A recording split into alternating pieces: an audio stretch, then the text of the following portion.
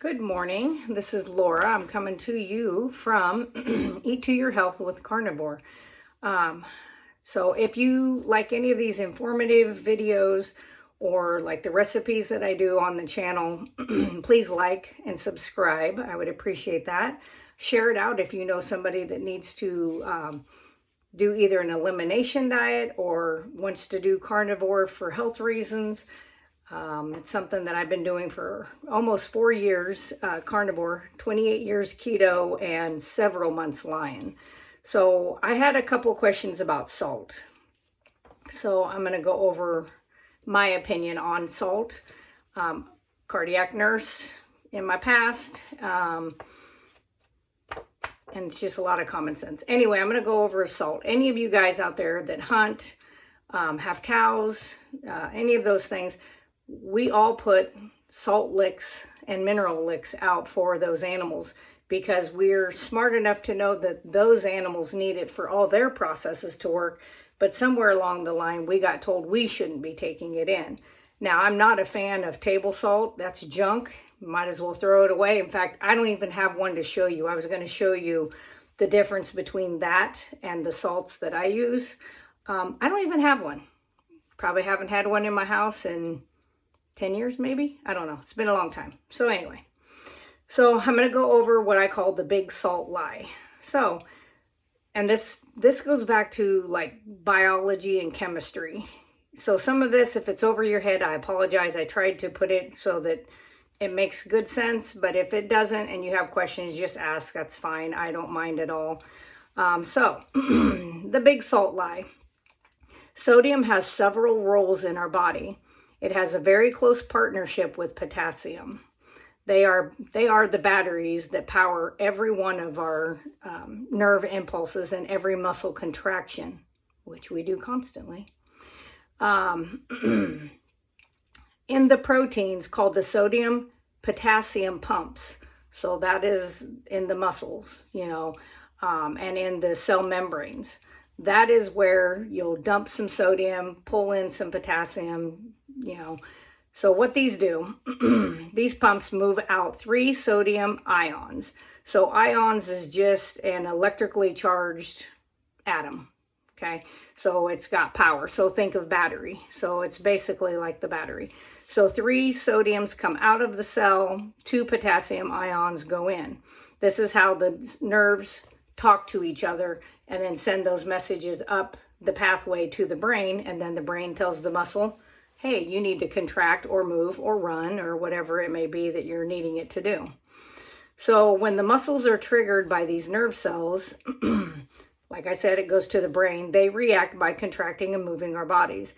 We need a balance for the body to run. Proper balance helps maintain water and mineral levels.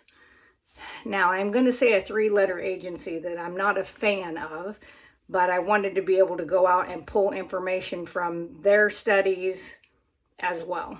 So the NIH study says that majority of people are consuming too much sodium as it is extremely high in all processed foods.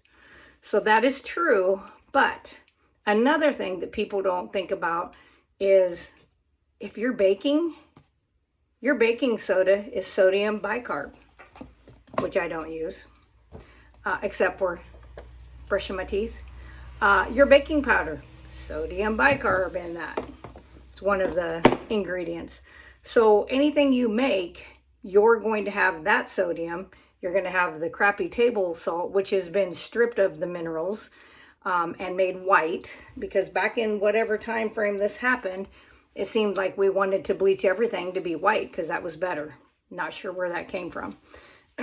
Anyway, my salt, which I'll show you, and I don't know if you can see the color, but it's got a little bit of a pink hue and then it looks like sand. So that's the salt that I use. So table salt, with it being highly processed, and table salt also has ingredients added to it that are anti-caking agents so they don't stick together. I'm not sure why that needs to be there. It was probably another junk left over from some other process that they're like, oh, we have to pay to get this sent to, a landfill. Let's just throw it in people's food and they can buy it from us. because this salt doesn't have it and it doesn't stick together. So I'm not sure. I'm sure they have a reason. Anyway, so the minerals that they pull out of the table salt are calcium, magnesium, iron, and potassium, which are all things that we absolutely have to have. Sea salt, and you want to make sure it is responsibly sourced. A lot of the sea salt that they have checked under microscopes has a lot of plastics if it's coming from our current, sea. So that's why I chose, and I'm not sure where Celtic salt comes from. I know a lot of people use that. I use the Redmond's real salt that comes from a seabed in Utah, which obviously hasn't had a sea there for a long time, long before we ever had plastics being dumped into the water supply. So I feel really good when I do that kind of salt. So it has all of the minerals and the good sodium that hasn't been bleached out and went through processing. So that's why I use that one. And when I say I use it, I'm not kidding. Literally, it's here. This is in my purse or my work bag at all times. And I'll tell you, this was a lifesaver when I first started doing carnivore. It didn't so much affect me back in 1991 when I went keto. I think I was, 20 years old. I had done a lot of damage in a short amount of time to my body, but I didn't have that keto flu and all those issues back then. But when I went carnivore and got rid of all the also fake foods, a lot of that I was doing on keto and trying to make everything like whatever I was missing, boy, I lost a lot of salt and potassium. So I would get like headaches and the keto flu type feeling. And I would take that and just put it underneath my tongue. And boy, did that make a big difference.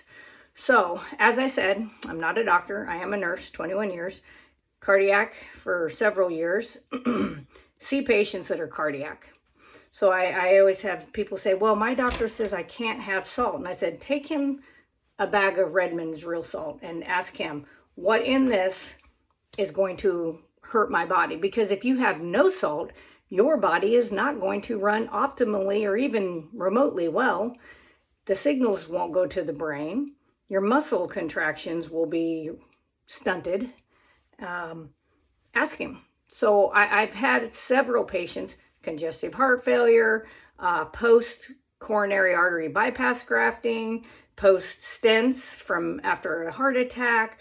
They were told no salt, no salt. And I said, well, really what you need to cut out is the processed foods because it has the worst kind of salt in it. I'm like, and a lot of these guys are farmers. And I'm like, what do you give your cows? Come on. And they're like, oh yeah, salt lick and mineral. And I'm like, to make their body function properly, but you're not going to take in any, and then you're going to take a blood pressure pill that blocks these pumps working correctly anyway, which sometimes you have to have some of that, but really you're not going to replace the salt, and you're still going to end up with the swelling in the legs. So I've had several patients who went to their docs, or I called the doctor, worked with them, and I'm like, hey, give me 3 weeks. Let's see if we can get the swelling down in the legs. See how that blood pressure reacts, see how their ejection fraction, which is the pressure of the blood coming out of the left side of the heart. Let's see if we can get them back to a good level. And I'm not lying. Every single one of those patients that did that is still using this salt today. They don't have the edema, swelling in the legs. Their blood pressure is stabilizing. And I'm like, yes, because that's a muscle and those contractions are being allowed to happen as they are supposed to be. But those people were willing to cut out a lot of that processed food. They didn't go carnivore. I didn't say, oh, you need to go carnivore. I did say, if you look at a ingredient list and it's got things you can't pronounce and things that, if your dog won't eat it, it's probably not good for you. And so a lot of those people were willing to make those changes. They had to get to the point where they got so sick that they were dependent on our healthcare system to survive. And there's a time and a place where you need that. You get in an accident, you have to have some kind of a surgery. Absolutely, that is necessary. And we have wonderful trauma and emergency care. Slow sometimes, but wonderful care. As for day to day, we suck. And I can say that. I've been in that system. We are no good at knowing how to help the body, run at its peak performance, and try to fight these metabolic diseases. And I really think that many doctors don't know. I think a lot of them are like blinders. They don't even want to pay attention to that. But it just goes back to, you are what you eat. So you have to think about, if you care about yourself and you want to feel better.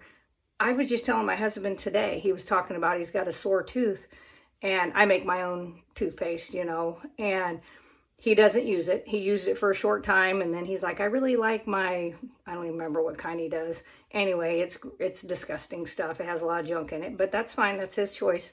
And he was talking about that, and I said, gosh, I can't even recall when I've ever had a toothache, except for back when I was 37 and I had braces on the top. That was sore. But I'm like, to have a toothache, I haven't had, So I don't know. I really feel like a lot of that comes back to diet. Not throwing any shame on him. He's a grown human. So people get to make their own choices. And that's the same as when you go to the doctor. And I'm not dogging on doctors. I know some really great doctors. But a doctor that doesn't want you to get a second opinion is scary, and you should run. Number two, a doctor that doesn't, and you got to understand, they are not allotted very much time to spend with patients. It is a Medicare rule. It's like 15-minute slots for doctors. It's just the way it is. If we want to change that, we need to change the people that are sitting in the upper echelons of our government. So, but, you have to get to the point. I always say, take a card with you or a notebook of your questions and go to that immediately, what you want done. Because we're paying for a service. Doesn't mean that they're 100% right every time, because they're also human. We also have to think back to, how was their training?